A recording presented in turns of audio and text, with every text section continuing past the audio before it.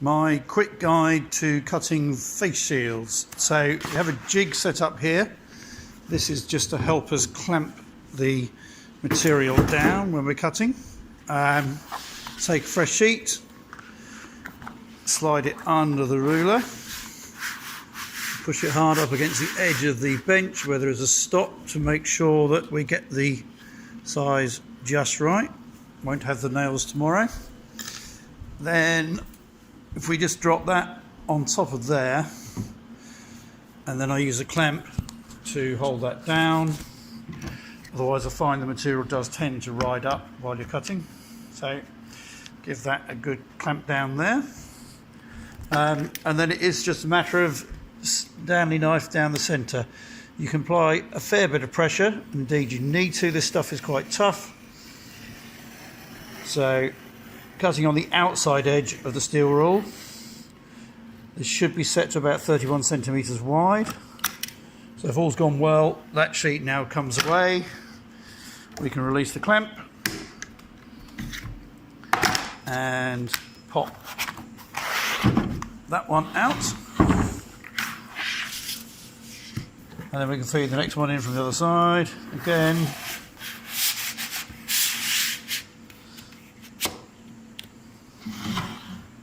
And quickly cut this one down. So this is the cutting the length size down. I've got a guillotine set up for doing the width. This might need a bigger clamp. Stop it being too annoying.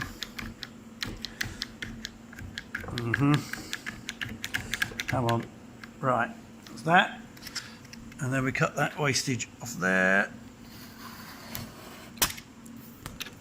So you may need to hold that down as you've got as much flatness as the other did to get the right cut. Just going to put that down for a second while I finish the cut. Right, so that's that clear. You can pop that on there, and then we take those two sheets we've just cut over to the other guillotine. So this has been set again with a depth gauge to make life easy. I've been finding it's easier to feed it in from this side, put it through, push it back against the edge. I want to hold that down while you're cutting and then just run the roller across. The measurements have got a bit of leeway in it, so there's room for a small amount of error, but obviously we want as little as possible. No wastage if we can, please. Right, so that's that part of the process. And then on the laser, just put those on my stack. There's my first completed one from the new material. I've just cut this one, of course remembering to turn off power to the laser supply. This should just pick up. Drop that over there, take a new sheet, brush out the couple of bits that have fallen in, and then that gauge is all set just to line it straight up. Pop it in, laser on. We're using COVID 19F. Hit start and off it goes. It's very tight on the edge, but that's intentional to make the best use of material. Repeat a lot. I will talk to the ipswich school tomorrow. I think that it might be easier to supply them with lots of cut parts while we focus on getting the acetates punched as well. Acetate punching. So I think this punch will do the job. The depth gauge is set, and it is just a matter of popping it in there and punching it.